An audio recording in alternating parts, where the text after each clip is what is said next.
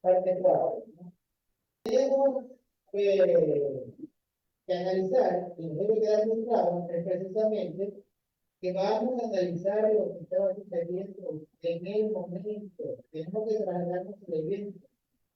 No podemos pensar o analizar lo que está sucediendo aquí con el pensamiento del siglo XX.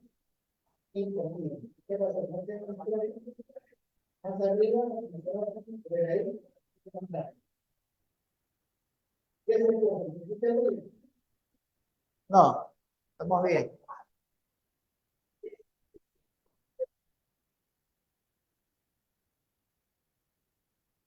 Muy bien, entonces vamos al capítulo número 2 de Apocalipsis, versículo número 2.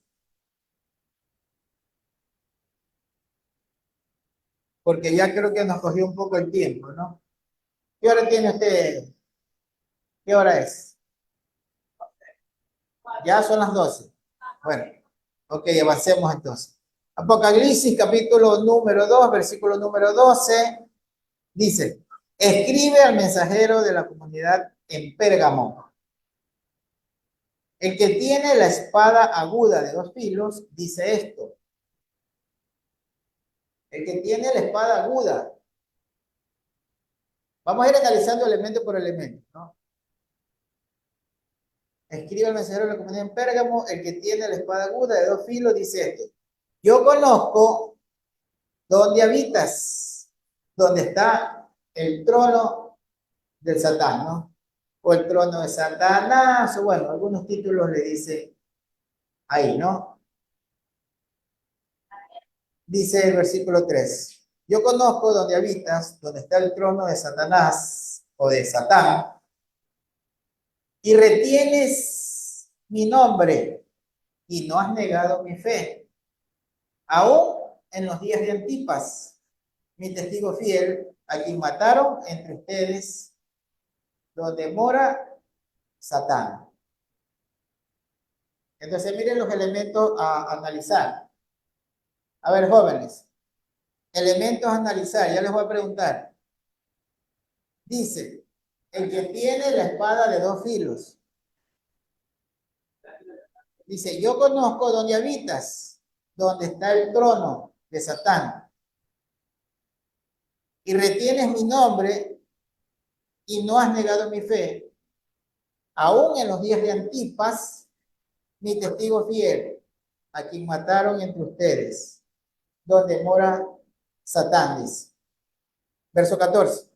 Sin embargo, tengo unas pocas cosas contra ti, que tienes ahí algunos que se aferran a las enseñanzas de Bilán o de Balaam, que enseñaba a Balac a poner tropiezo entre los hijos de Israel, a comer de lo sacrificado a los ídolos y a cometer fornicación. Asimismo, tú también tienes a los que se aferran a la enseñanza de los nicolaitas, ¿no? También tienes aquellos que se aferran a las enseñanzas de los nicolaitas. Ok. Entonces, miremos esto, ¿no? Tenemos varios elementos para el análisis. Vamos entonces al análisis de estos elementos, ¿no? Como les decía, la palabra de dos filos, el trono de Satanás o de Hasatán o del diablo, como se lo quiera definir. No, antes Antipas. ¿Quién es Antipas, no?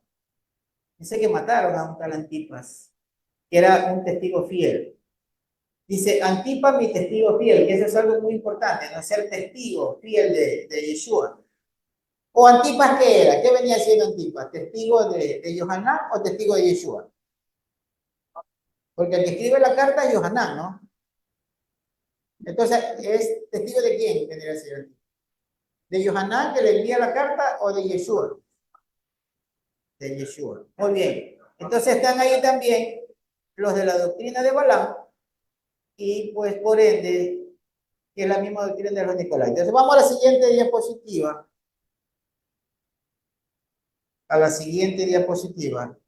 Mateo capítulo 10, versículo número 32, ¿no? Estamos ahí, ¿no? Mateo capítulo 10, versículo número 32. Dice en Mateo capítulo 10, verso 32, por tanto, a todo el que me reconoce delante de la gente o delante de los hombres, dice la Reina Valera, ¿no? O sea, el que me reconozca, el que no me niegue, eso dice Yeshua, ¿no? El que no se avergüence de mí, el que por salvar su vida no me niegue, ¿sí? Eh, a ese yo también lo reconoceré delante de mi Padre que está en el cielo.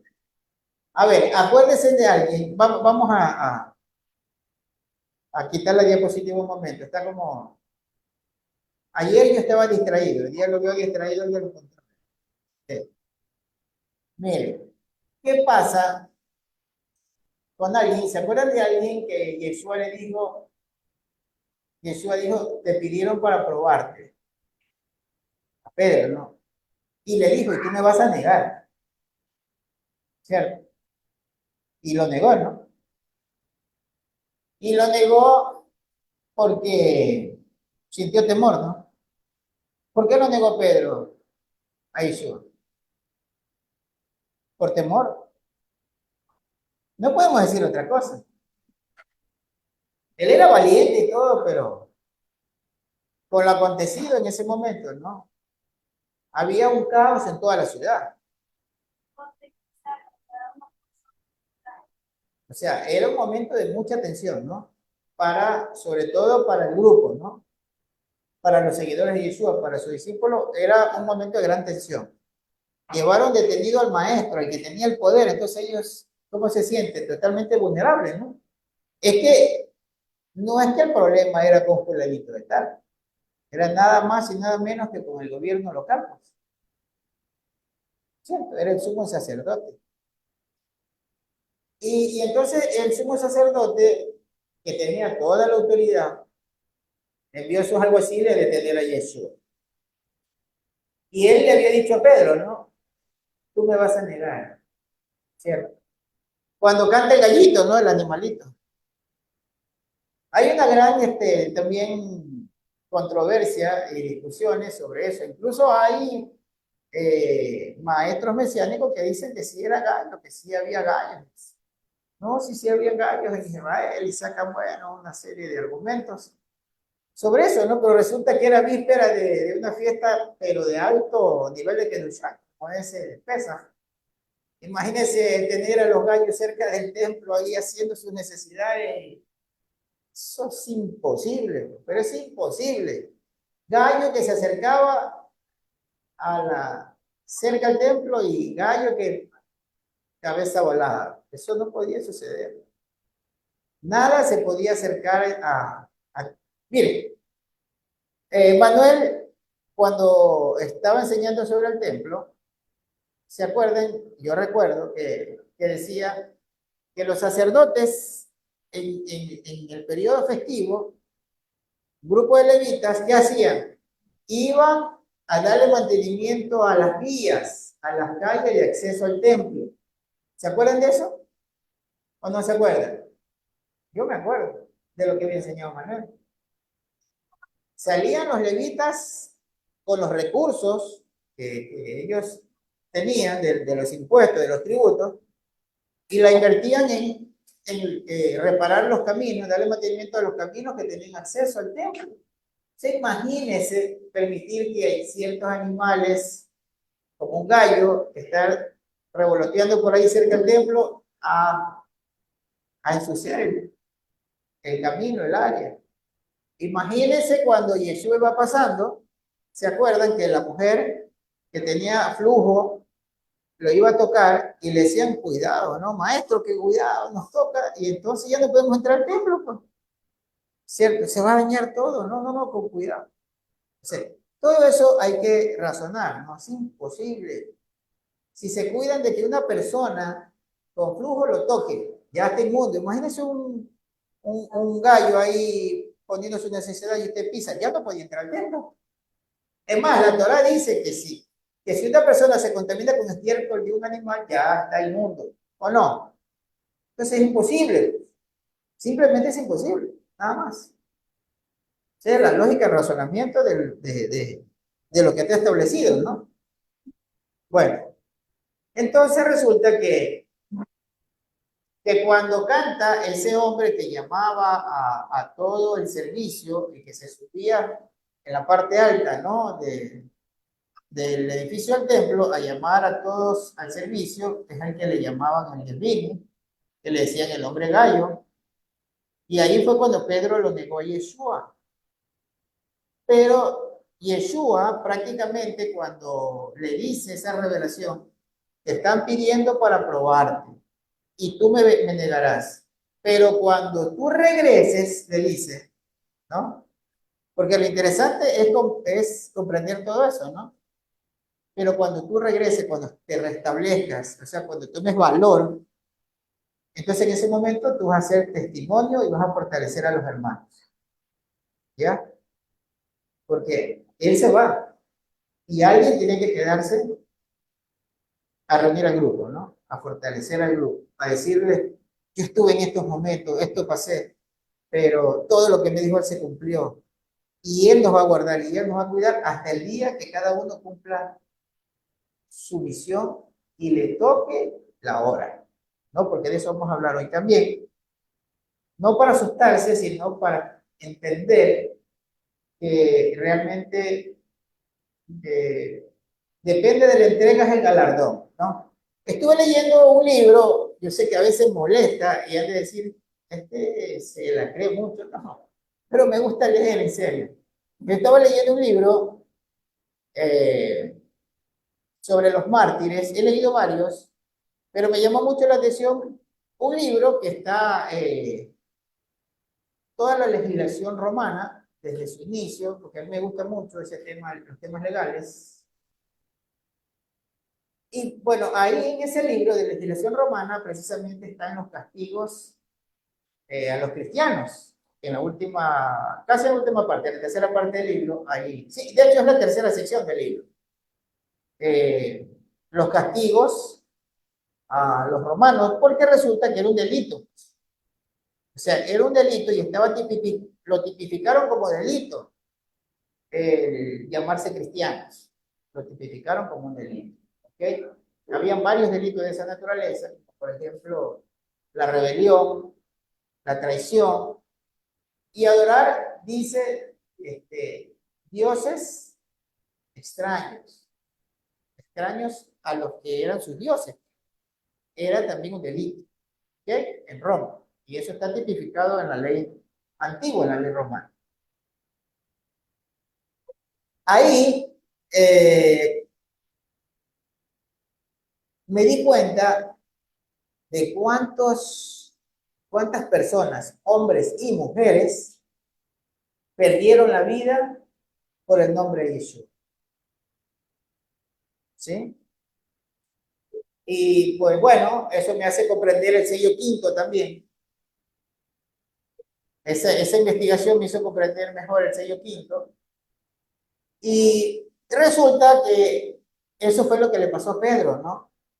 Pero miren lo que anticipa Yeshua, ¿no? Ahora sí vamos a leer de nuevo, Mateo 10:32. Mire a dónde se anticipa Yeshua. Mateo 10:32 dice, por tanto, a todo el que me reconozca delante de la gente, yo también lo reconoceré delante de mi Padre, que está en los cielos. Y a cualquiera que me niegue delante de la gente, yo también lo negaré delante de mi Padre, que está en el cielo. No piensen que he venido a traer paz en la tierra. No he venido a traer paz, sino espada, dice esta versión, ¿no? Verso 35. Porque he venido a poner en disensión al hombre contra su padre, a la hija contra su madre, a la nuera contra su suegra. Los enemigos de un hombre serán los de su propia casa. Verso 37.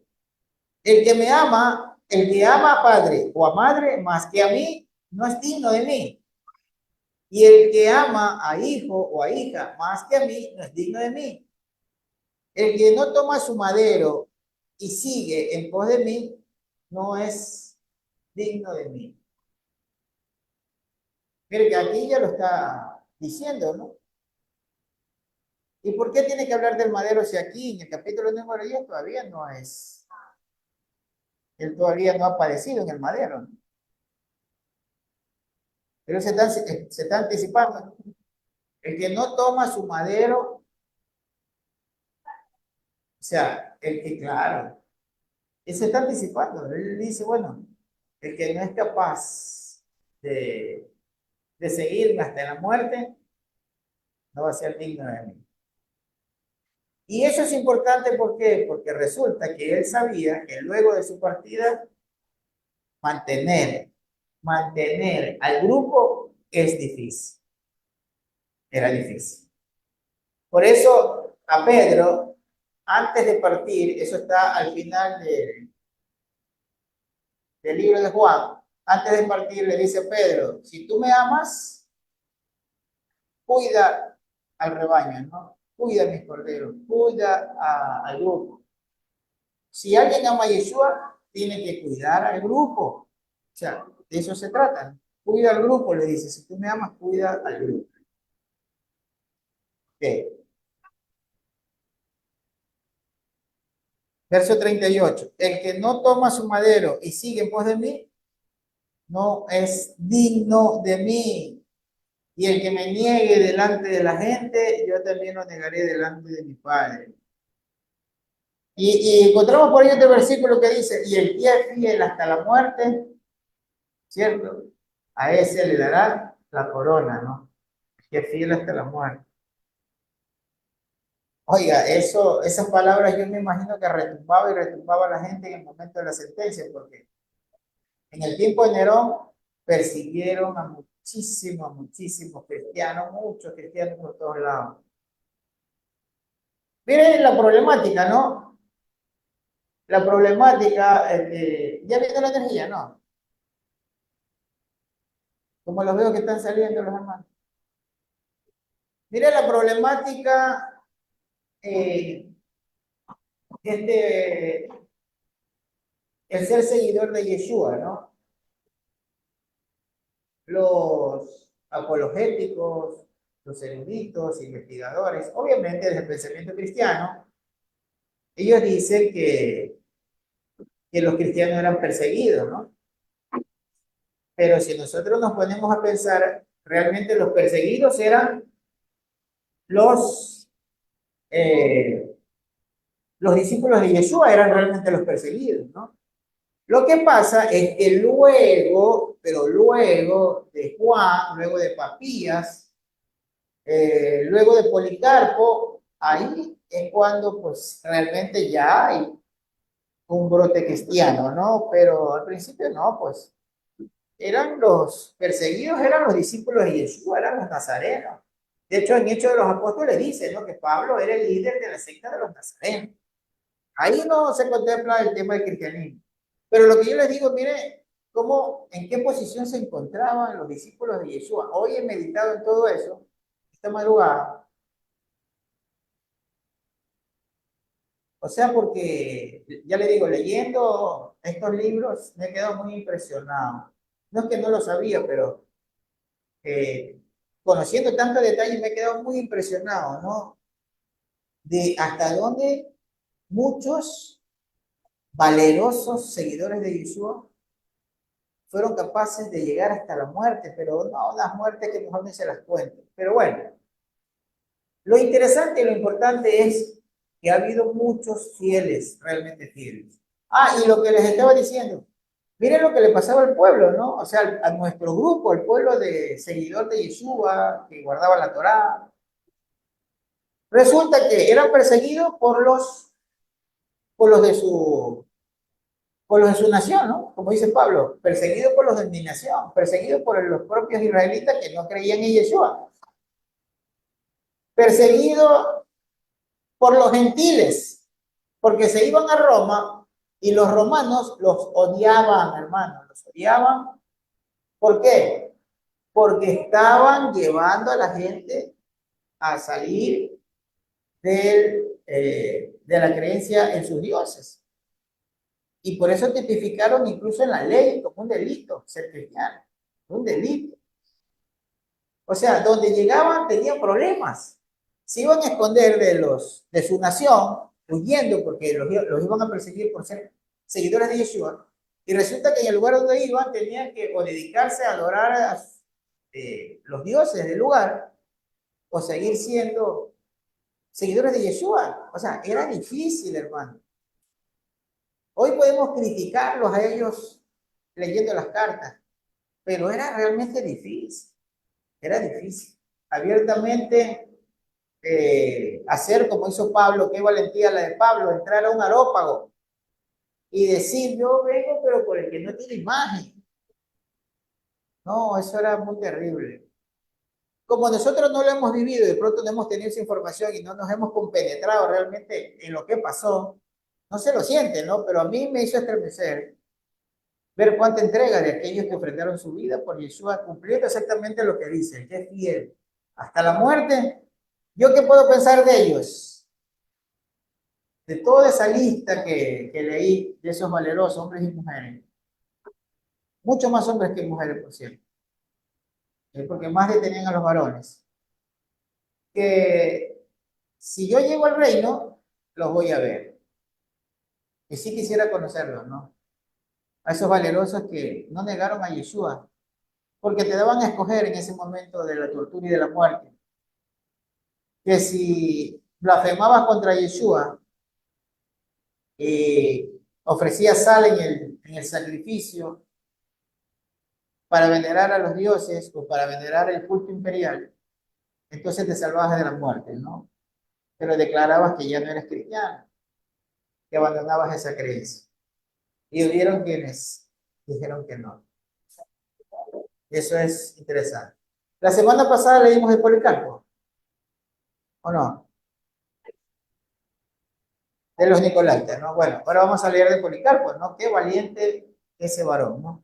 Bueno, vamos a continuar. Entonces ya vimos un elemento, ¿no? La espada de dos filos. No.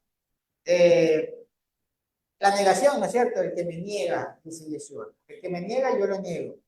Por eso él dice, tú estás donde está el trono de Satanás, pero has retenido mi nombre. No me has negado. Te has mantenido reteniendo mi nombre, ¿no?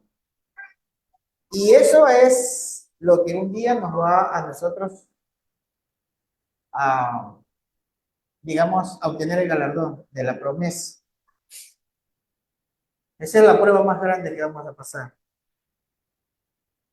Estamos en Mateo 10:38, ¿no? Vamos a Mateo 10:39.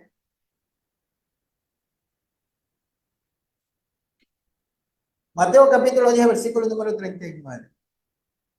Yo les voy a hacer una pregunta, pero terminemos primero ahora de leer este capítulo de Mateo. Mateo 10:39. El que busque su vida la perderá, y el que pierda su vida por mi causa la hallará. El que quiera salvar su vida la perderá. Hubo un personaje que en el grupo, en un grupo de capturados de los que estaban acusados de ser cristianos, delante del procónsul en Esmirna, le dice, a ver, reniega de Yeshua, de Jesús, ¿no? ¿Cómo le hayan dicho ellos? Yo pienso que le decían Yeshua en ese tiempo. Reniega de Yeshua. Di que no eres cristiano y vierte sal en el sacrificio imperial y te salvas de la muerte. Y el grupo dijo que no. Y cuando los ponen ahí en la arena, ¿no? Y sacan a las fieras, uno de ellos salió corriendo y dijo, no, denme la sal, denme la sal, denme la sal que yo la he hecho. Entonces se salvó de la muerte en ese momento. Pero ¿qué dice Jesús acá? El que busque su vida, la perderá realmente. Y el que pierda su vida por mi causa, la hallará. Porque ¿a quién se le concedió el dar la resurrección? A Yeshua. Él hace calificar a los que van a resucitar, ¿no? Entonces, eso es importante lo que él dijo. Por eso muchos retuvieron su fe en Yeshua, ¿no? Porque recordaron esta promesa. Y Pablo por último dice, ya es mejor perder la vida. Además, lo que sí veo es que muchos de los que perdieron su vida no fue jóvenes, ¿no?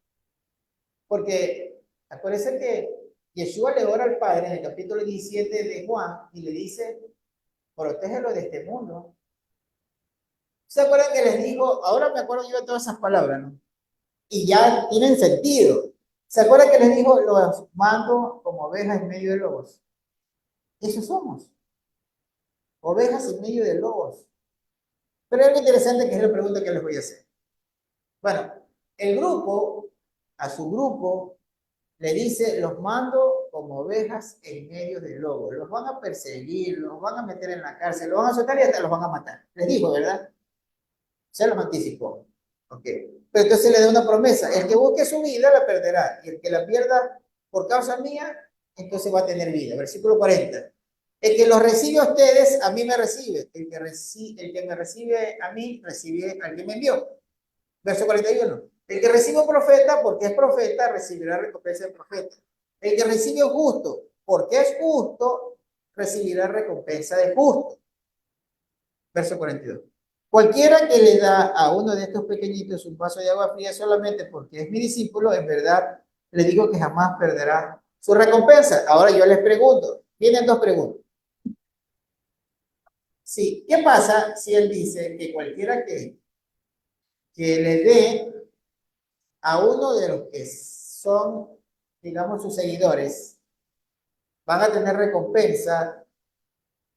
¿Qué pasa con aquellos que persiguieron y mataron a sus seguidores? También le da recompensa, claro, claro. Y se acuerda que él dijo que cualquiera que le ponga tropiezo, o cualquiera que se meta con uno de esos pequeñitos, mejor átese una piedra de molino y échese en el mar, porque lo que les viene va a ser peor. Entonces, usted ya se imagina lo que, lo que pasa con el que se meta con alguno de los discípulos de Jesús. Eso, lo que viene es terrible, ¿no es cierto? O sea, es venganza, una venganza impresionante. Ahora, la otra pregunta que les tenía es el siguiente, a ver. Aquí estamos viendo que dice que hay que retener su nombre, ¿no? Le dice, a pesar del lugar donde estás, y ahí mataron a mi siervo Antipas, tú has retenido mi nombre, ¿no? Y las otras dos cartas decía lo mismo, ¿no es cierto? Pero has retenido mi nombre, ¿no? ¿Cuán importante es retener el nombre de Jesús? Pues yo les pregunto, a ver, porque ahí mataron a muchísimos. ¿Desde cuándo ya no matan a los que siguen a Jesús? Porque ya no matan por el nombre de Jesús, o sí matan por el nombre de Jesús. Ya no matan por el nombre de Jesús. ¿Sabe dónde matan? Todavía en los pueblos musulmanes, ¿no? Bueno, los judíos no te matan, sí te caen a palo y te sacan de la comunidad. Por ejemplo, a los super ortodoxos no le puedes hablar de Jesús porque te expulsan de los barrios, ¿no? En los barrios en Israel, en los super ortodoxos, tú no puedes hablar de Jesús, mencionarlo porque sí, pero no te matan, ¿no? No te matan, te expulsan, te sacan. Pero los musulmanes sí, ciertos pueblos, sobre todo los que son, eh, digamos, los talibanes, y realmente sí hay unos que son súper fanáticos, ellos sí han matado cristianos. De hecho, leí de un cristiano, un hombre que, ahora se me escapa el nombre, que levantó 27 iglesias en la India. Pero ahí no lo mataron los musulmanes, lo mataron los hindúes, los que siguen la religión hindú. Lo mataron, lo descuartizaron, eso fue terrible, ¿no? Fue un mártir, ¿no? Pero eso fue en 1904, por ahí, a principios, sí, del siglo XX, ¿no? Sí, ¿no? A principios del siglo XX, ¿no? 1904 ya era el siglo XX. Vamos a la siguiente diapositiva, porque vamos a ver otro elemento, ¿no? Ya vimos lo difícil que es retener el nombre. Hoy día no. Hoy día digo, oye, yo sí retengo el nombre de Jesús. Pero ¿cuál es el problema si nadie te está persiguiendo por el nombre de Jesús? Ya no te persigue nadie. Pero en ese tiempo era a ellos Porque lo que si hay algo que he logrado comprender es que la escritura la hemos estado analizando mal. ¿Sí? Entonces todo el mundo preocupado, chuta, me van a perseguir, me van a matar por lo que veo aquí. No, eso era para ese tiempo. Porque hoy nadie lo mata por el nombre de Yeshua. Al menos en este momento nadie lo va a matar a usted por el nombre de Yeshua. Ya le digo, entre los musulmanes sí, matan a los cristianos todavía. Porque ahora poco sentenciaron a unos cristianos y los mataron. Sí. Pero hoy en día no es necesario, pues, ya ir entre un pueblo musulmán a hacer lo que hacen los cristianos. No es necesario. Ellos ya conocen a Yeshua. Ellos saben. Es más, los musulmanes saben que Yeshua es un profeta. Ellos saben y respetan eso. El problema es que el fanatismo religioso de ellos es diferente a su fe. Para un musulmán, un cristiano es pagano. ¿Por qué? Porque para un musulmán, un cristiano es el que adora imágenes, el que come cerdo, entonces es repugnante para ellos. Porque un cristiano come cerdo, come camarones, y que si encuentran a una comunidad comiendo una cosa de esas en medio de ellos, pues eso, olvídese, eso no lo vamos a aportar. Entonces, ese es el problema también, ¿no? Bueno, vamos a la siguiente diapositiva, al altar de Zeus. Creo que es la tercera, cuarta. ¿No? Está después de Mateo 10:39. Ahí está, ¿no? Miren. ¿Se acuerdan que le dice, tú moras donde está el trono de Satanás? Bueno, resulta que en Pérgamo edificaron un trono. Era un lugar donde especialmente hicieron ese trono a Zeus, que pues los romanos le llamaban Júpiter, ¿no? Los griegos Zeus. Pero era lo máximo, ¿no? El máximo Dios que había para el mundo y ahí hicieron su trono. Era una cosa esplendorosa. Ahí en ese lugar, en ese trono creado en el tiempo del rey Euménides II, dice aquí, ¿no? En esta parte de este libro, dice, se construyó entre el 180 al 160 antes de que nazca Yeshua, o antes de la era común, durante el reinado del rey Euménides II, para conmemorar su victoria sobre los celtas gálatas. Pertenece a la Europa helenística y su arquitecto es desconocido. Su ubicación original era la Acrópolis de Pérgamo, capital del reino helenístico de Pérgamo. Con la muerte de Alejandro Magno en el 323 antes de la era común, marca el inicio de un nuevo periodo artístico en Grecia. Era conocido como la etapa helenística, ¿no? Entonces ahí está el templo, símbolo de gran afluencia, del poderío, de la majestad, ese templo, y pues alrededor de ese templo pues había una gran influencia y también pues las disposiciones de que toda la población y todos los seguidores tenían que ir a hacer el culto imperial. O sea, ahí nadie podía escapar. Entonces imagínense si había esa ley y imagínense la comunidad de Pérgamo, la comunidad de Yeshua, que guardaban Torah con fe en Yeshua. En Pérgamo, ¿usted cree que era abiertamente?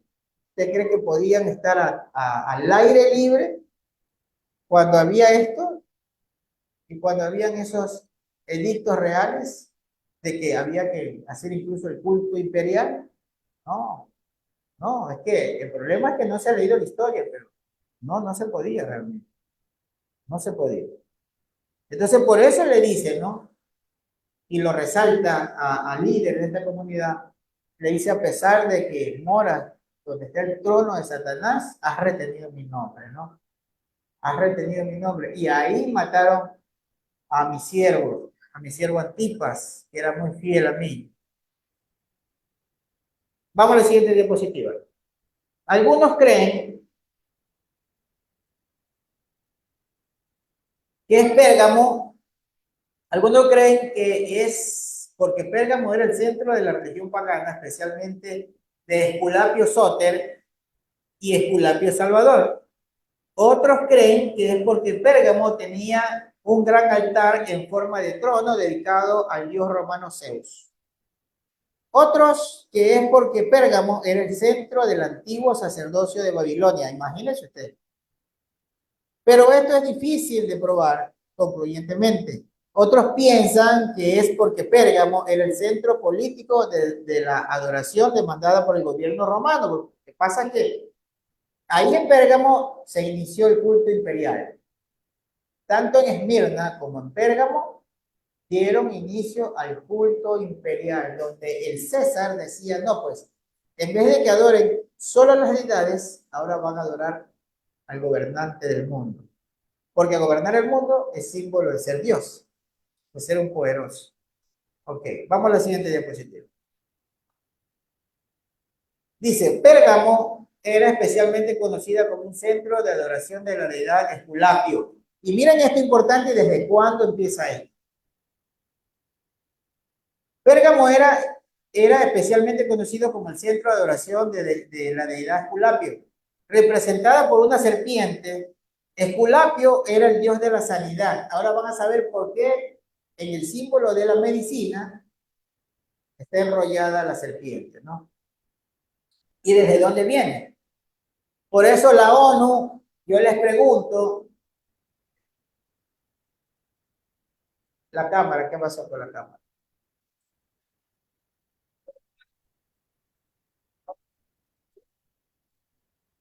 Eh, yo les pregunto, ¿cómo es que en la ONU el símbolo de, del organismo este que es la Organización Mundial para la Salud tiene el mismo símbolo que usaban acá, que empezaron a usar aquí? El mismo símbolo, exactamente, la serpiente enrollada, ¿no? ¿Cómo así? Lo mismo.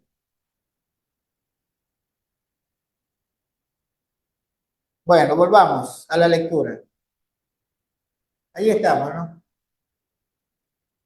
Si no se me ve por ahí con un teléfono, ya usa la cámara. Se debe haber descargado la pila, ¿no?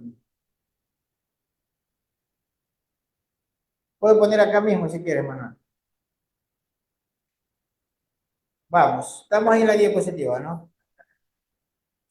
Ya, ok.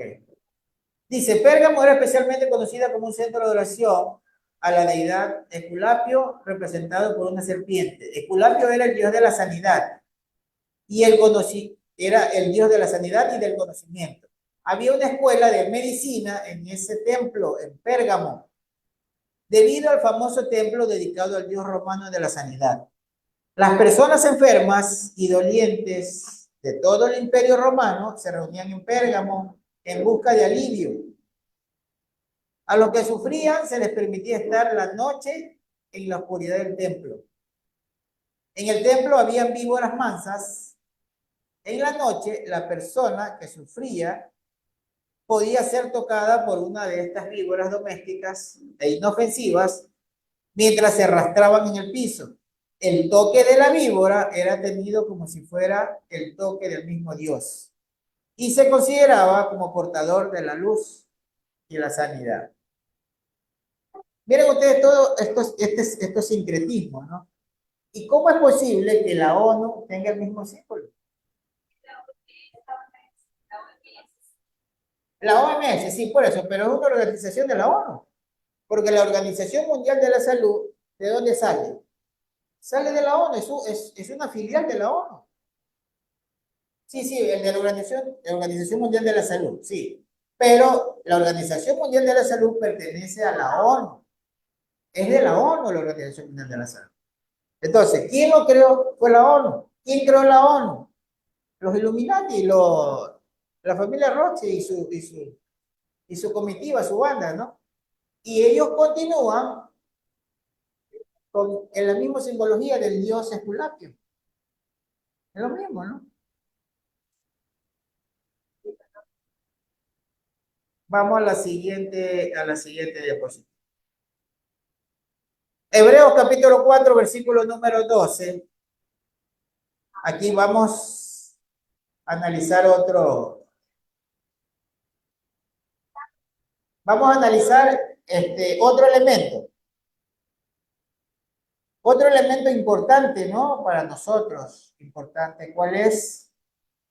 Porque le dice, cuando escribe la carta, dice el que tiene la espada aguda, ¿no?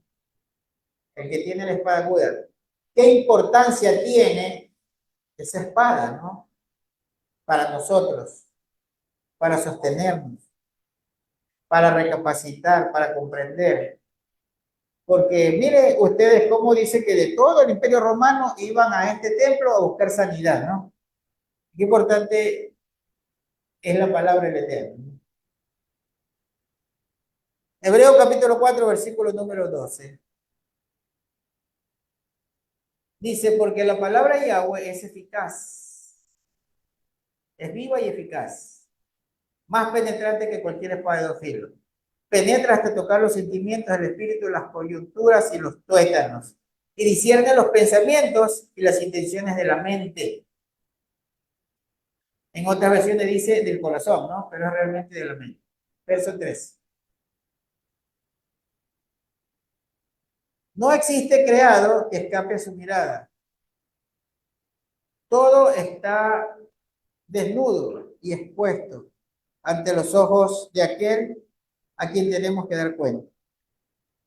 Así que teniendo un gran sumo sacerdote que ha atravesado el cielo, Yeshua, el Hijo de Elohim, retengamos nuestra confesión.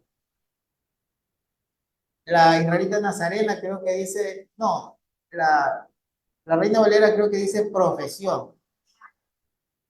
Esa palabra griega realmente sí se le puede usar para profesión, pero aquí en este contexto habla de confesión. ¿Por qué?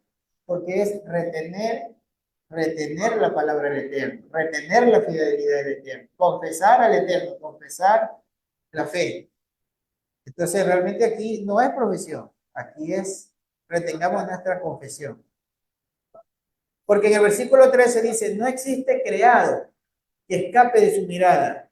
Todo está desnudo y expuesto ante los ojos de aquel a quien tenemos que dar cuenta.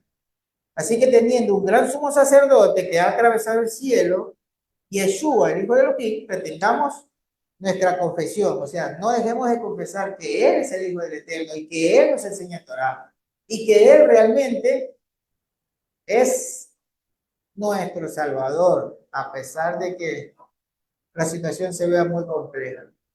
¿Ok? Ok. Sí, si necesitan, pongan solo un celular y hacerle mi imagen. Si es que lo necesitan, si no, no importa. Ok, no hay problema.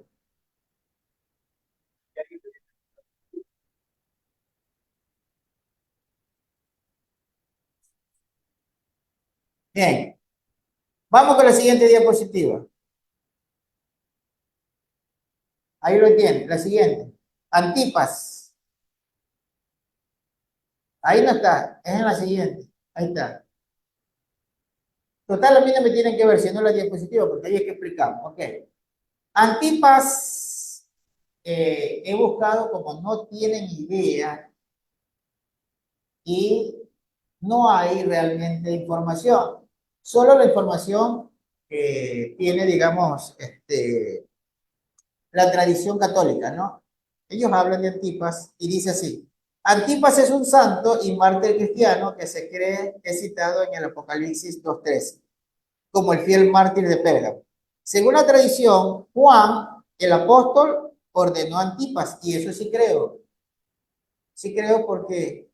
porque resulta que quien ordenó, por ejemplo, a Policarpo de Esmirna, quien lo ordenó como obispo fue Juan, a Policarpo.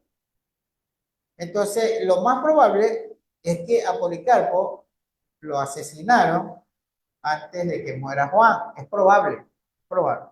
Pero a este Antipas sí lo mataron antes de Juan. porque hubo un milagro asombroso con Juan, ¿no? Y con Antipas también un milagro asombroso, eso los voy a contar.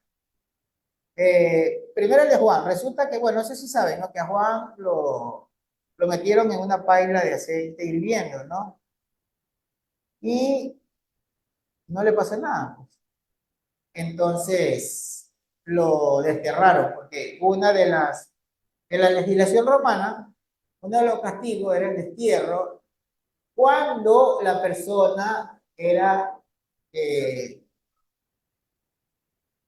era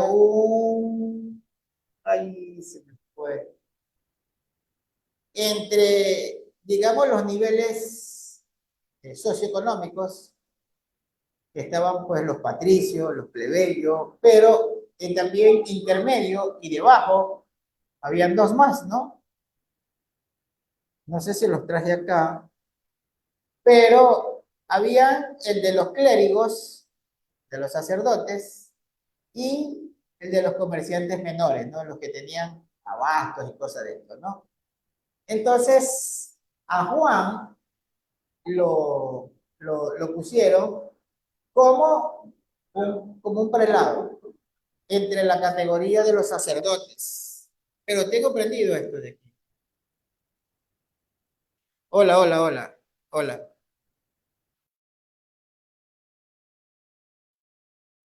¿Sí? ¿Se me escucha o no se me escucha? ¿Ah? ¿Sí se escucha? Falsa alarma, falsa alarma, falsa alarma. Bien. Ok. Entonces les digo, eh, cuando, cuando lo juzgan a Juan, lo juzgan como un prelado, o sea, entre el nivel de los sacerdotes. Lo juzgan a Juan. Entonces, por eso a él, cuando no murió en el tormento, porque sí los atormentaban, en una paila de ser hirviendo no les pasó nada. Entonces a Juan, más o menos en el año 92, lo mandan a la isla de Pasmos porque una sentencia, por muy grave que sea, pero según el nivel socioeconómico era, digamos, el castigo. El castigo en las leyes romanas no era para todos igual, era según la condición social. Entonces a Juan lo pusieron entre los prelados, entre los sacerdotes, y por eso a él le tocó, el delito era grave, porque era ser cristiano y la pena era de muerte, pero como a él lo pusieron en la categoría de los sacerdotes, lo mandaron a la isla de Pasmos. Después de que en la tortura no le pasó nada en aceite hirviendo. Es que las torturas eran suelas. Leí las torturas y qué cosa más terrible, terrible, terrible, terrible. Pero bueno, tremendo milagro el de Juan, ¿no? No le pasó absolutamente nada y lo enviaron a la isla de Pasmos y ahí en la isla de Pasmos nadie lo iba a visitar. Nadie, nadie. Porque era muy famoso Juan. Muy, muy, muy famoso. Y era el último de los apóstoles, ¿no? Después de él es que ya todo se distorsiona, porque fue el último de los apóstoles. Al que le hacían, todavía lo obedecían todos los encargados de las comunidades, fue Juan, el último que se quedó. Después de la muerte de él, se distorsionó prácticamente ya el movimiento. Algunos eran fuertes, firmes, como Policarpo, como Irineo. Hubieron algunos, ¿no? Que todavía se sostenían. Papías se lograban sostener, pero ya aquí sí, ya después ¿cómo es? De Juan, ya se complicó todo. Ok. Pero nadie le iba a visitar porque tenían temor. Entonces dice que como estaba solo, los ángeles lo visitaban. Porque estaba solo. ¿Sí? Así que cuando se queden solos, no se preocupen, que los ángeles lo van a visitar. Ok. Entonces aquí estamos en la diapositiva de Antipas, ¿no? Dice, Antipas es un santo mártir cristiano que se cree citado en el Apocalipsis 2:3, como el fiel mártir de Pérgamo. Según la tradición, Juan el apóstol ordenó a Antipas, lo ordenó como obispo de Pérgamo durante el reinado del emperador Domiciano. La tradición dice que Antipas fue martirizado en el año 92, siendo quemado sobre las brasas ardientes dentro de un toro de bronce. Ahí por eso ven en la fotografía, ¿no? Así está en el libro. Dice que así, en un toro de bronce, ahí lo metieron y lo quemaron. Antipas. Entonces, pero ¿cómo era que sucedían estas cosas, no? Porque Antipas muere antes que Policarpo. Antes que Policarpo. Entonces, veamos acá, en la siguiente diapositiva, esa parte histórica, ¿no? Porque de este Antipas no hay el relato ni la denuncia, pero de Policarpo existe la denuncia cuando le ponen, a él lo denuncian por ser cristiano y le abren el juicio, eso sí existe, eso sí hay. Entonces, Eusebio e Irineo escriben de esto y yo revisé todos esos libros, pero acá tengo, así ya sonó, entonces ya vino. Ok, de aquí yo tomé de un libro de Eusebio. Entonces vamos a ver qué dice, vamos a leer sobre la muerte de Policarpo, y es más o menos lo que le pasó a Antipas, ¿ya? La diferencia, le digo, es que sí encontraron la denuncia sobre Policarpo. Dice, de cronología incierta resulta ser el martirio del obispo Carpo, el diácono de Papilo, y una mujer de nombre Agotoruca, que se une a los antecedentes en el momento de su ejecución. Eusebio de Cesarea menciona los nombres de tales mártires inmediatamente después de narrar la muerte de Policarpo y hacer alusión al martirio de Pionio, cuyas actas afirman haber incluido en su obra colección de mártires antiguos, a la que se hace referencia con tanta profusión el historiador eclesiástico. Para una parte de la historiografía contemporánea que arranca a finales del siglo XIX, hay que fechar dicho documento en tiempos de Marco Aurelio. La acción tiene lugar en la ciudad de Pérgamo, capital de los Atálidas, donde se levantaba un magnífico altar de mármol consagrado a Júpiter. En el tiempo de esta tribu, de los Atálidas, quien reinó, quien gobernó, quien conquistó, fuera Amenedes II, ¿no? La estirpe de los Amenedes fueron los reyes de estas tribus, ¿no? De las tribus Atálidas. Entonces dice, la acción tiene lugar en la ciudad de Pérgamo, capital de los Atálidas, donde se levantaba un magnífico altar de mármol consagrado a Júpiter, así como un templo a Roma y a Augusto. Mire, había dos templos, ¿no? El de Júpiter y el que luego Roma levanta para que hagan el culto imperial, para que adoren a los Augustos y a los Césares. Ok. Dice, así como un templo a Roma y Augusto en relación al culto imperial. Dicho centro urbano pertenecía a la provincia romana de Asia, ofreciendo las actas del martirio en la presencia del procónsul de paso por Pérgamo, puesto que su residencia oficial era en Éfeso. Vamos a la siguiente diapositiva. Mientras tanto, el jefe de la guardia emitió una orden de arresto, capturando a uno de los siervos de Policarpo y lo torturaron hasta que les dijo dónde estaba su amo. En la tarde, el jefe de la guardia y un grupo de soldados llegaron a la antigua granja. Cuando los soldados lo encontraron, se avergonzaron al ver que fueron a arrestar a un hombre tan viejo y tan frágil. Pero lo pusieron en un asno y lo encaminaron de regreso a la ciudad de Esmirna. De camino a la ciudad, el jefe de la guardia y otros oficiales del gobierno trataron de persuadir a Policarpo para que ofreciera una pizca de incienso ante la estatua de César y que simplemente dijera en griego, que diga esto, miren, ¿qué dice el Curio? Que significa César es el Señor. Eso era todo lo que tenía que hacer y sería liberado, ¿no? Pero eso es negar a Yeshua, ¿no? ¿Por qué? Porque está diciendo que su Señor ya no es Yeshua. Está negando a su Señor, que es lo que no podemos hacer. Y eso hace todo cristiano, o todo mesiánico, o todo aquel que diga que Yeshua es su Señor y va y toma una enseñanza de los judíos ortodoxos. A eso se refiere Pablo cuando dice, si ustedes se dejan circuncidar según el rito de ellos, entonces ustedes caen de la gracia del Mesías. ¿Por qué? Porque al ir con ellos, ¿qué está diciendo? Que Él es tu Señor, pues, que Él es tu Maestro. Ya no Yeshua. Todo el que va y toma la parashá, ¿qué está diciendo? Que Yeshua ya no es su Maestro, que ya no es su Señor. Aunque no lo quieran ver así, es así. Okay. Vamos a la siguiente diapositiva. Entonces habíamos visto que lo único que tenía que hacer Policarpo cuando fue arrestado es tomar sal en el incensario y que decir Kaiser Curio, que César era el Señor.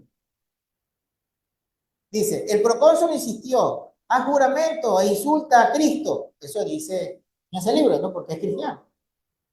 Haz juramento e insulta a Cristo, o sea, a Yeshua, a Mashiach. Y yo te liberaré. Y Policarpo le contestó, que es lo que tenemos que contestar todos en el momento. Por 86 años he servido a Yeshua. ¿Cómo he de atreverme a maldecir a mi rey? ¿Sí ve? Porque él es su rey, pues. Él es mi señor, él es mi rey. Si él dice que César es su señor, es su rey, entonces está siendo traidor, ¿no? Y a todo traidor, ¿cuál es la sentencia de un traidor? Es la muerte de la sentencia. Entonces, espectacular Policarpo, ¿no? Espectacular.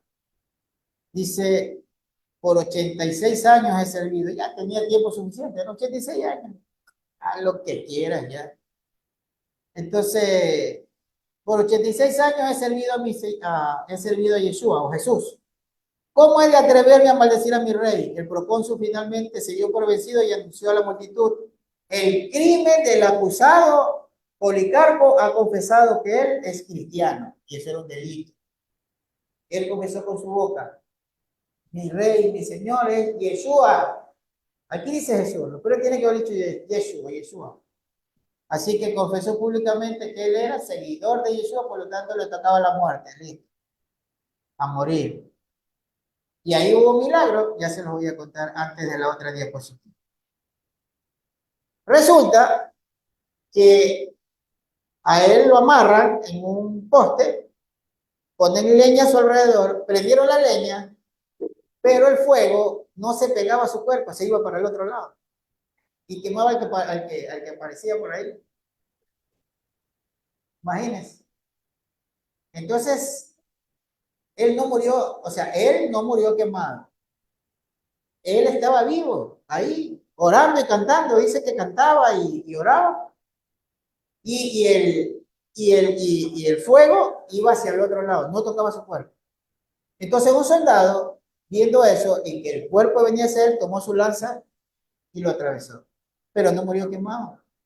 O sea, ¿qué es lo que le quiero decir? Que Yeshua no permitió que se cumpla la sentencia de ellos. Porque la sentencia de ellos era que muera en la hoguera. No lo dejó morir en la hoguera. Porque es diferente que usted muera en la hoguera a que tenga una muerte rápida, ¿no es cierto? Un soldado lo atravesó, dice, con una lanza de su desesperación y ahí murió. Ya que te quemen el cuerpo muerto es como que te incineren, pues, como que en el cementerio los muertos lo cogen y le hacen la cremación. Ya eso ya no tiene sentido, ¿no? Ya no tiene importancia. Él no sufrió el dolor de las quemaduras antes de morir. ¿Sí? Para mí es un milagro, porque tuvo una muerte sin agonía, ¿cierto? ¿Mm? Misericordia del Eterno, ayuda, ¿no es cierto? De Jesús. Murió. Dice que ya estaba flaco, ya estaba viejo. Bueno, listo, cumplida la misión, ¿no? Tiene que dicho como Pablo, estoy listo para ser sacrificado, ¿no es cierto? Cumplida su misión. Ok, vamos a la siguiente diapositiva, por favor.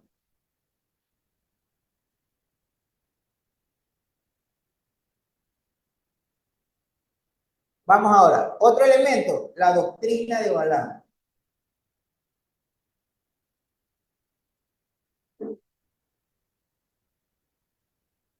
La doctrina de Balaam. Lo que Balaam le enseñó a Balaam, ¿no? Ustedes, bueno, hemos charlado sobre quién era Balaam, ¿no? ¿Se acuerdan? A ver, ¿de dónde era Balaam? A ver, jóvenes, ustedes son estudiosos, tienen la mente fresquita. ¿De dónde era Balaam? ¿Qué están viendo en los teléfonos? A ver, requísenme esos teléfonos. A ver, ¿se acuerdan? Balaam. ¿De dónde era Balaam? ¿Quién se acuerda? ¿De dónde? Era de Cush. ¿Se acuerdan? Era de Cush. Su padre, el padre de Balaam, era un hechicero, o sea, era un sabio, ¿no? Lo traducen como hechicero, o sea, era un mágico, un sabio.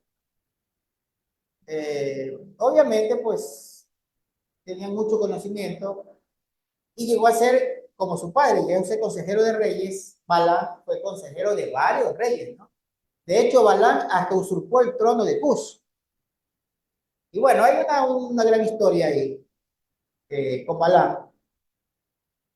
Llegó a ser consejero del rey de Egipto. ¿Se acuerdan? Este tuvo dos hijos del que se habla habla Juan, ¿no? Habla Pablo sobre los dos hijos, ¿no? James y James. ¿Cómo son? James y James. Ok, listo. Los dos hijos de Balaam. Y sus nombres están ahí, ¿no? En ese libro, en el Sefer Hayesar. Pero que resulta que este Balaam era un consejero, un hombre muy sabio. Lo contrata el rey Balac de Moab cuando el pueblo de Israel está avanzando y le dice, quiero que maldigas a ese pueblo, ¿no? Porque ese pueblo venía ganando batalla, ese pueblo prácticamente era invencible, ¿no? Por la historia que el mismo Balaam se encargó de regar por todos lados con relación al pueblo de Israel. Entonces le dicen, bueno, ¿y ahora qué vamos a hacer? Necesitamos que este pueblo no pase por nosotros porque nos va a destruir. Le dice el rey Balac de Moab. A Balaam, al consejero, al sabio, al disque profeta, ¿no? Pero resulta que el Eterno le dice a Balaam, le aparece un ángel y le dice, tú no puedes maldecir a ese pueblo, porque ese pueblo ya está bendito del Creador de los cielos y la tierra. No puedes hacer eso. Cada vez que abras tu boca, solo va a ser para bendecir al pueblo. Y él le dice eso a Balaam, no puedo. Y por mucho que le insistió, no pudo maldecir al pueblo. Ok, no te puedo maldecir al pueblo, pero sí te puedo dar un consejo, ¿no? Que eso no me lo han prohibido. ¿Cuál es el consejo? Mira, ¿qué es lo que hace flaquear a un hombre? Las tentaciones, ¿no? Ponle tentaciones, irresistible para los hombres, ¿no? Sobre todo los varones, ¿no? Entonces, ¿qué le aconseja? Él, Balaam, ¿qué le aconseja? Bueno, vamos a leerlo mejor. Vamos a la siguiente diapositiva y lo leemos, ¿ya? Libro de Números, capítulo número 25, versículo número 1.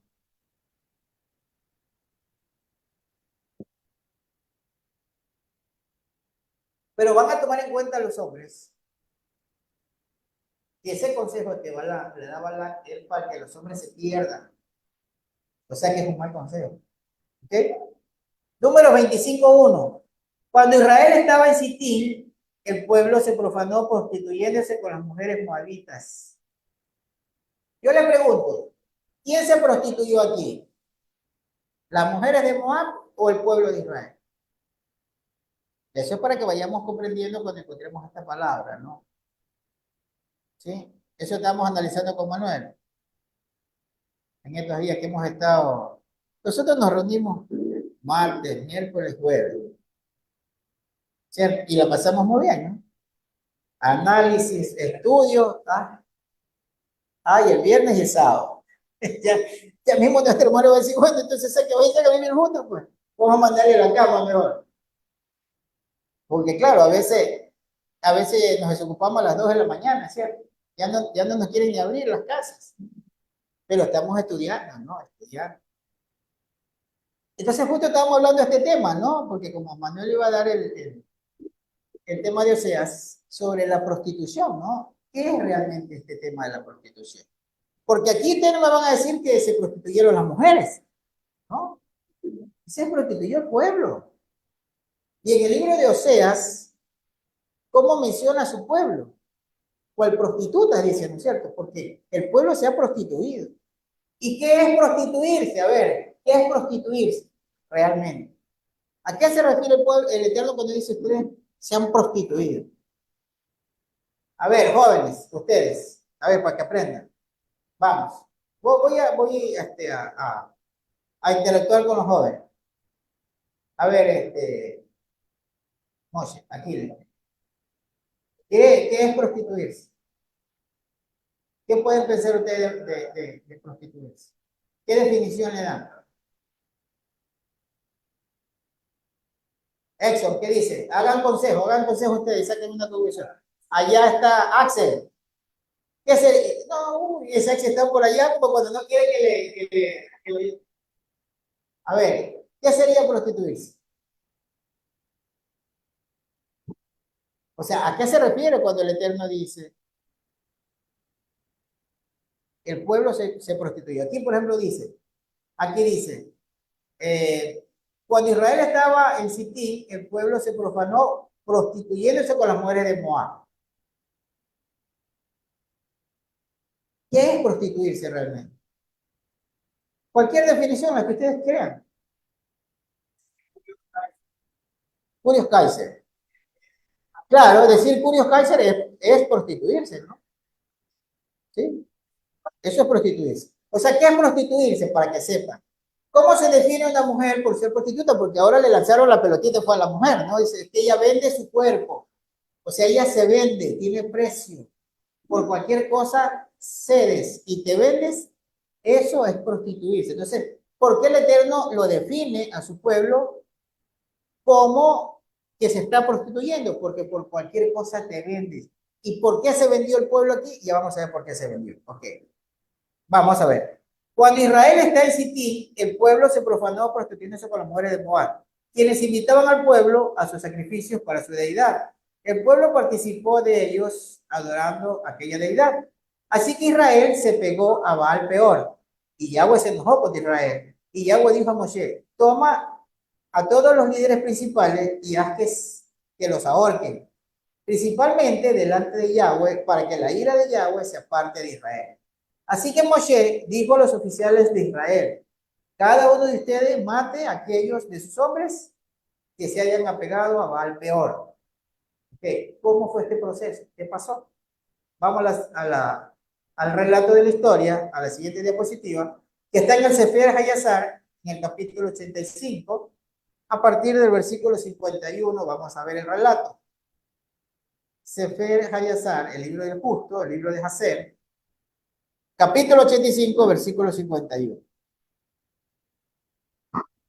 Dice, y los hijos de Israel viajaron de las llanuras de Moab y se plantaron junto al Jordán, al Jardín, en Beit Yemismot, aún en Abel Sitín, al final de la llanura de Moab.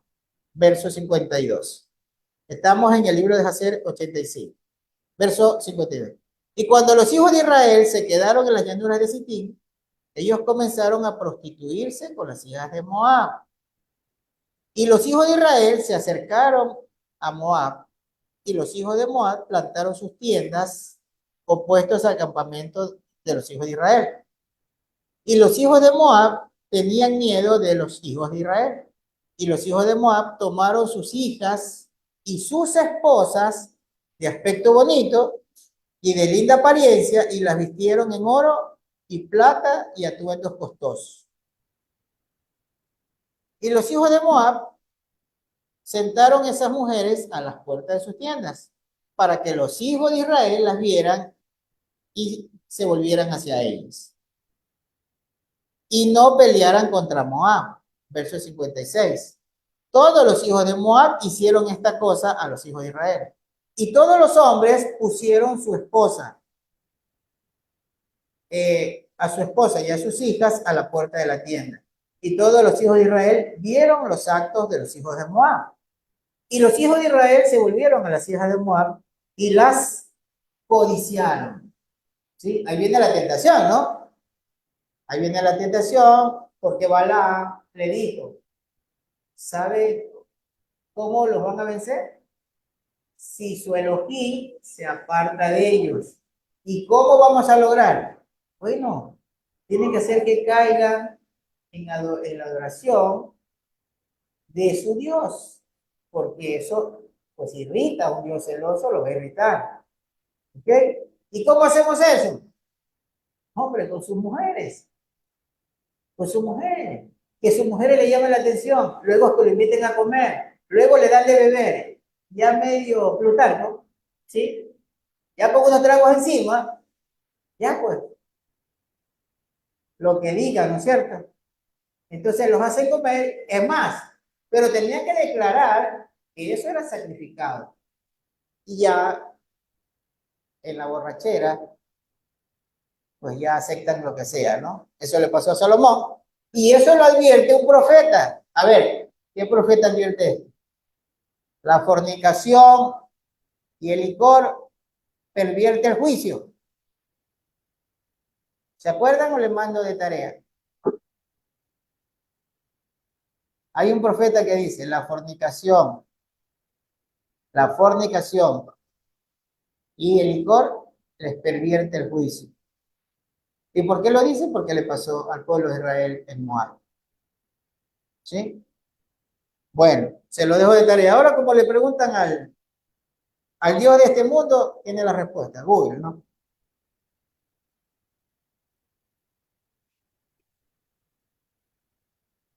Ah, sí, pues. Google es el Dios de este mundo. Sí. Y acuérdense que dice la Escritura. ¿Por qué vas a consultar al Dios de Chrome? Eso leyó. ¿Quién fue el que le tocó leer? Porque, Ocosías, ¿no? ¿Por qué vas a consultar al Dios de Cron teniendo Elohim a quien consultar? ¿No? Así que no consulten a Google, consulten ustedes, acuérdense, lean y consulten. Sí, ahora es puro Google, puro inteligencia artificial. Ok, para que los hijos de Israel las vieran y se volvieran a ellas y no pelearan con Moab. Y todos los hijos de Moab hicieron esta cosa a los hijos de Israel, y todos los hombres pusieron su esposa y la hija a la puerta de su tienda, y todos los hijos de Israel vieron los actos de los hijos de Moab. Los hijos de Israel se volvieron a las hijas de Moab y las codiciaron. Y ellos fueron con ellas. Y vino a suceder que cuando un hebreo venía a las puertas de la tienda de Moab y veía a la hija de Moab y la deseaba en su corazón, mientras estaban hablando junto a los hombres de las tiendas, salían y hablaban a los hebreos de esta forma. Miren toda la sutileza. ¿Qué le decían? Ciertamente ustedes saben que nosotros somos sus hermanos. Pero miren esto, la sutileza, el engaño, para que la gente se disipe y pueda acceder, ¿no? Somos hermanos. Exacto, no están prohibidas. Somos hermanos. Versículo número 58. Todos somos descendientes de Lot y los descendientes de Abraham, su hermano. Y hay una pregunta, ¿por qué razón no se quedan con nosotros?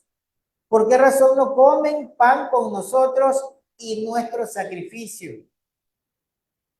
Y cuando los hijos de Moab los habían sobrecogido con su oratoria, porque la oratoria convence, porque las muchas palabras hacen cambiar la mente de las personas.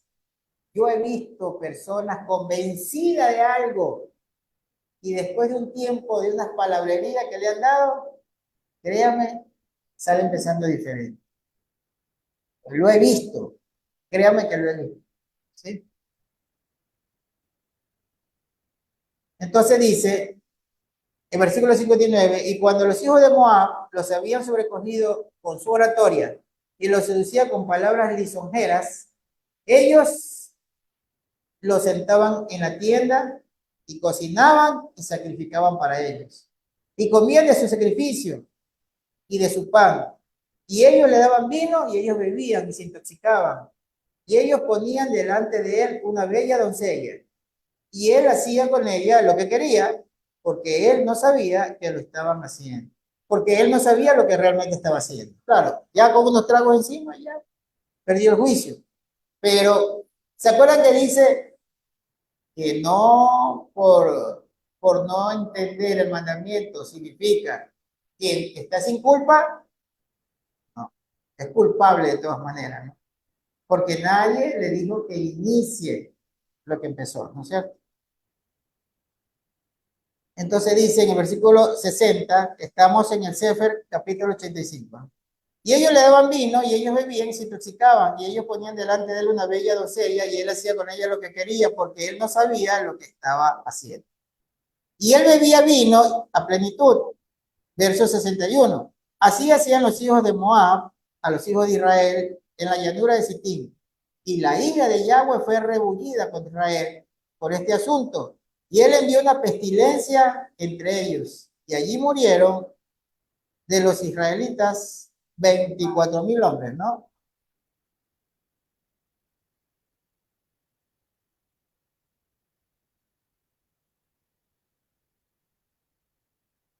Yo recuerdo las palabras de Pedro a Yeshua. Si es así de rígido, nadie se va a salvar, ¿no? Nadie se va a salvar. Por eso es que yo pienso que debemos de huir a las tentaciones. Al menos yo pienso, y así lo he practicado y me ha dado resultado hasta este día, es que no podemos enfrentar a las tentaciones. No, vea, lo más seguro es huirle a la tentación. Yo no le enfrento, yo le huyo. Es mejor que digan aquí huyó un cobarde, a que digan aquí murió un valiente. ¿Sí? Mejor le huyo. No, no, no, que yo sí soy bien parado, que yo estoy firme. No, no. Mejor no lo compruebo y me voy. Mejor, como decimos acá en el argot popular, mejor me la saco, dice Manuel. Mejor no le doy chance. ¿Sí? Mejor no, yo no, no. Porque realmente es muy complicado, ¿no? Es muy complicado. Que imagínense la situación. Yo me pongo en la situación, por ejemplo, de lo que hizo el príncipe no, el príncipe de la tribu de Simeón. ¿Se acuerdan? El príncipe de la tribu de Simeón, que fue y tomó a una Cosby, ¿no? Sí. Cosby tomó a una de las mujeres y la lleva al campamento de paso, ¿no? La lleva al campamento, como era el príncipe, y es donde lo vio Fines, y se dio cumplimiento a la profecía de Jacob, ¿no? Los voy a disipar, los voy a separar porque ustedes juntos, Simeón y Leví juntos, son peligrosos, los voy a separar. Y en esa muerte se separaron. La tribu de Leví con la tribu de Simeón, que eran muy unidas, pero como mataron al príncipe, pues ya la enemistad o la distancia, pues ya se cumple, ¿no? Y claro, lo atravesó, porque estaba haciendo lo que no era correcto. Y además el sacerdote sabía que el Eterno estaba trayendo plaga, estaba trayendo muerte por esas causas, por lo que estaban haciendo. Y él la trajo al... O sea, cuando la trae al campamento, ahí sí está cometiendo pues, un acto muy bochornoso, ¿no? Está como ofendiendo al Eterno directamente, ¿no? Obviamente debe estar muy ebrio, ¿no? Si estando afuera, acá contamina el campamento. Y claro, yo pienso que debe haber estado muy ebrio, ¿no? Ese es el problema de los hombres. Bueno, también las mujeres, ¿no? Pero no hay que tener cuidado con esto, ¿no? De la bebida, porque la bebida le facilita las cosas al pecado, ¿sabes, no? Porque el que no tiene el valor de hacer algo sobrio, accede cuando está bajo los efectos del alcohol porque le hace perder el juicio. La gente piensa que cuando está bajo esos efectos se pone fuerte, no, se pone débil. Se pone muy débil porque no tiene esa fuerza para contenerse. Así que es muy, pero demasiado peligroso, ¿no? Y yo pienso que si queremos agradar al Eterno, pues lo que tenemos que hacer es salir de esas instancias, ¿no es cierto? Bueno, ya es la 1:30, hasta aquí llegamos. Vamos a dejar hasta ahí nomás. Justo llegamos a la hora precisa, ¿no? Hasta ahí. Y a la próxima semana vamos a hablar de qué toca la próxima semana. Jóvenes, ¿qué toca la próxima semana? ¿Cuál es la siguiente carta? La cuarta carta, ¿cuál es? Tiatira, correcto. Y está interesante el mensaje de Tiatira como todos los mensajes, ¿sí? Interesante. A los hermanos que no se preocupen y no se angustien, que hay guerra. ¿Qué dijo Yeshua? Vendrán guerras, rumores de guerra, ¿cierto? Pero tiene que complementarse con los terremotos. Así que todavía no es el fin. Es inicio de dolores. Así que todavía no se angustien. Van a pasar cosas y eventos, pero todavía no es el fin.